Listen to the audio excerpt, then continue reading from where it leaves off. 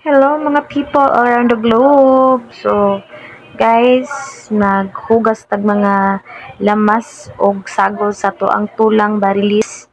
So, ako nag-prepare na guys, naghiwa-hiwa og mga lamas, hiwa ang mga kaning pichay og dahon sibuyas.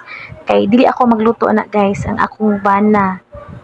Ngano akong bana man kay siya man gud ang maayo mo timpla guys ug mga sabaw-sabaw gani siya ang maayo gud muluto ana lamig gid siya muluto but ako gani guys anang magluto lagi sabaw agoy but lang kan makaon ba kay ingon niya mura daw kanang dagat daw ay nako so siya gid ang magluto so sulbad na among panihapon guys ug nara pud amo ang baby o napatunga pud siya kay giganahan po siya inom na ang sabaw kay lami gid daw kaayo.